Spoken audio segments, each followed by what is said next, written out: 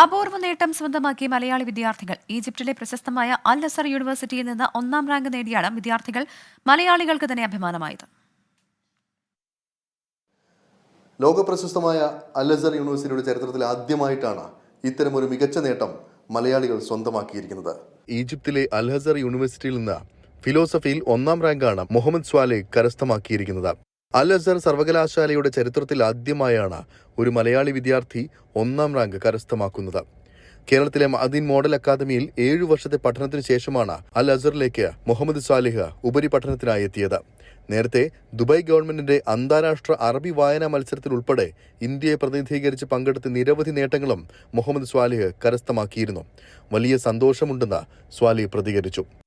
അതുപോലെ ഇങ്ങനെ ഒരു അവസരം ഒരുക്കി തന്നത് മഅദീൻ അക്കാഡമിയാണ്. അപ്പോൾ അതുകൊണ്ട് നമുക്ക് മഅദീനിൽ പഠിക്കുന്നത് കൊണ്ടുള്ള പല നേട്ടങ്ങളും അവിടെ നമുക്ക് കൈവരിക്കാൻ കഴിഞ്ഞിട്ടുണ്ട്.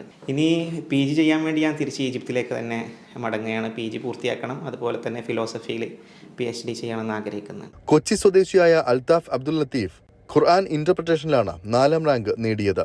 സബ ഖിറാഅത്തിലും അൽതാഫ് അസറി പരിശീലനം നേടിയിട്ടുണ്ട്. ഏകദേശം 120ഓളം രാഷ്ട്രങ്ങളിൽ നിന്നുള്ള കുട്ടികൾ നമ്മുടെ ഡിപ്പാർട്ട്മെൻറ്റിലുണ്ട്. ടോട്ടൽ 4 ഡിപ്പാർട്ട്മെൻറ്റുകളിൽ കുലിയുസൂലിലെ ഏറ്റവും കൂടുതൽ കുട്ടികൾ പഠിക്കുന്ന ഒരു ഡിപ്പാർട്ട്മെൻറ്റാണ് തഫ്സീർ ഡിപ്പാർട്ട്മെൻറ്റ്. അപ്പോൾ ആ തഫ്സീർ ഡിപ്പാർട്ട്മെൻറ്റിലാണ് ഡിസ്റ്റിങ്ഷൻ കിട്ടിയിട്ടുള്ളത്.